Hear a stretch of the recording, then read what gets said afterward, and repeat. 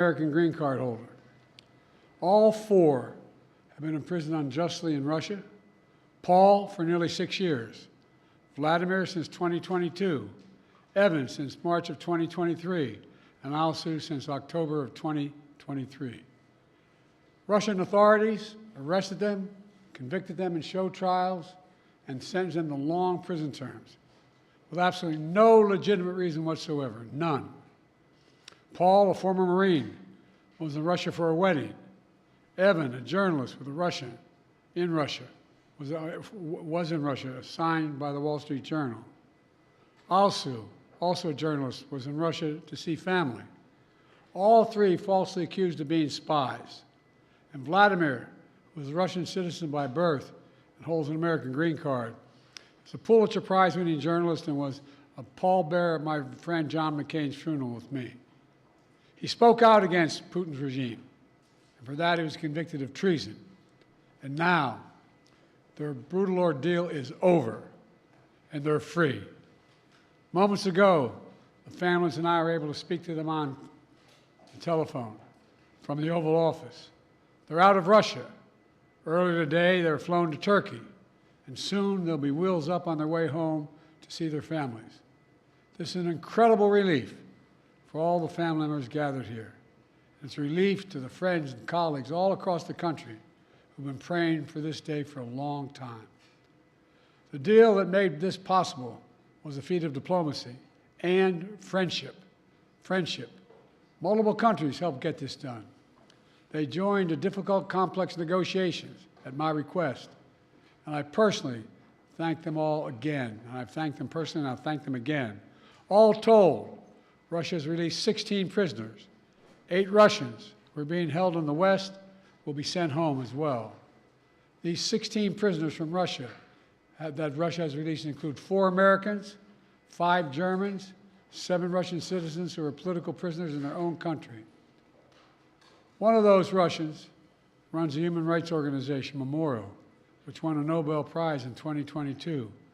Putin threw him in prison for voicing opposition to the war in Ukraine.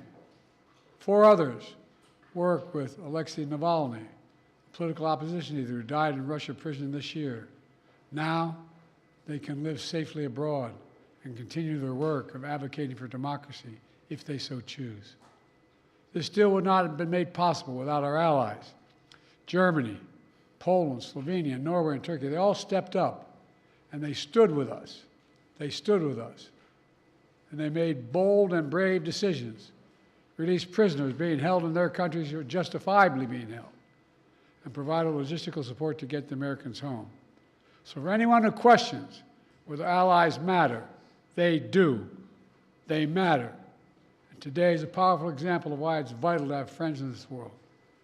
Friends you can trust, work with, and depend upon, especially on matters of great consequence and sensitivity like this.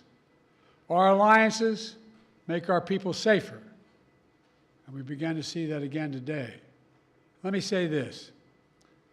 It says a lot about the United States that we work relentlessly to free Americans who are unjustly held around the world. It also says a lot about us that this deal includes the release of Russian political prisoners. They stood up for democracy and human rights. Their own leaders threw them in prison. The United States helped secure their release as well. That's who we are in the United States. We stand for freedom, for liberty, for justice, not only for our own people, but for others as well. And that's why all Americans can take pride in what we've achieved today. I want to thank everyone in my administration who helped make this happen. Our work did not start just on day one. It started before day one. During the transition, I instructed our national security team to dig into all the cases of hostages being wrongfully detained, which were inherently, well, we inherited them from the prior administration. I wanted to make sure we hit the ground running, and we did. As of today, my administration has brought home over 70 Americans who were wrongfully detained and held hostage abroad, many since before I took office. Additionally, I issued an executive order in 2022 authorizing penalties like sanctions and travel bans on those who hold Americans against their will. And my State Department has introduced new warnings for Americans about the risk of being wrongfully detained by a foreign government. Deals like this one come with tough calls, and there are never any guarantees. But there's nothing that matters more to me than protecting Americans at home and abroad. And so we'll continue to work for the release of all wrongfully detained Americans around the world. Let me end where I began, with Paul, Evan, and also Vladimir and their families. They never gave up hope. We can't imagine what they've been through, all of you. Matter of fact, this lady right here, I think, was living in the Oval Office with us for a while. All kidding aside, can't imagine their joy right now. They're home. Tomorrow's a big day, the 13th birthday of Miriam. Miriam, where are you? Come here. You all know we have a tradition in the Biden family. We sing happy birthday on any birthday. You ready? All of you. Happy birthday to you. Happy birthday to you. Happy birthday, dear Miriam. Happy birthday to you. Remember, no serious guys till you're 30. God love you.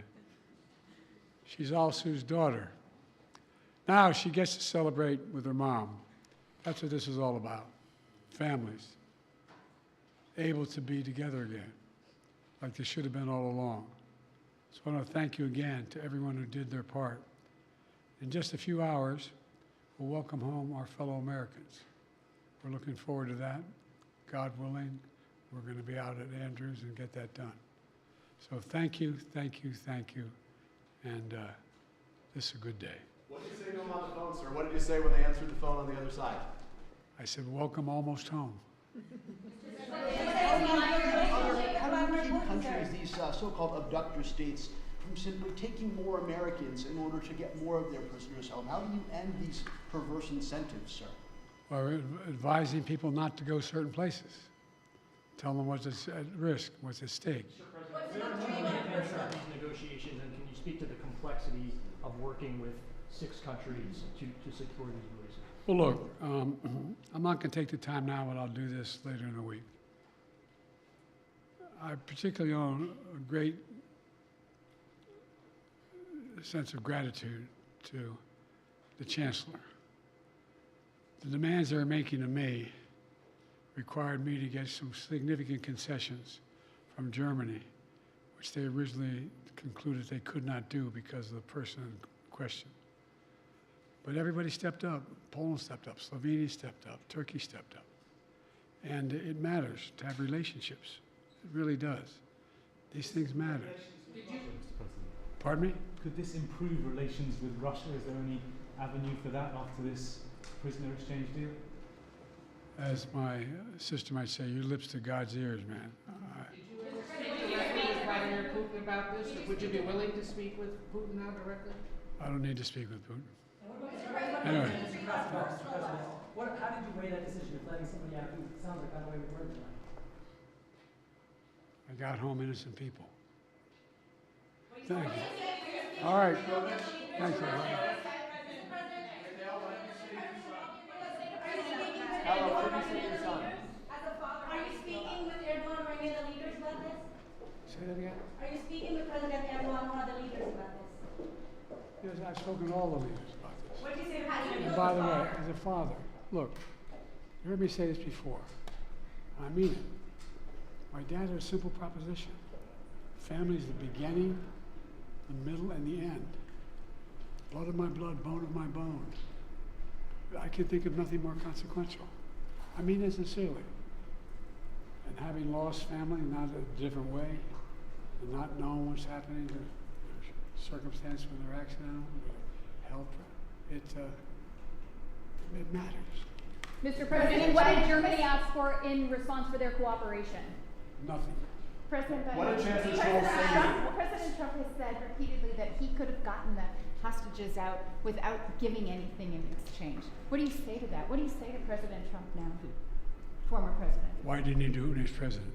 Sir, what did Chancellor Thank you guys. Scholz say?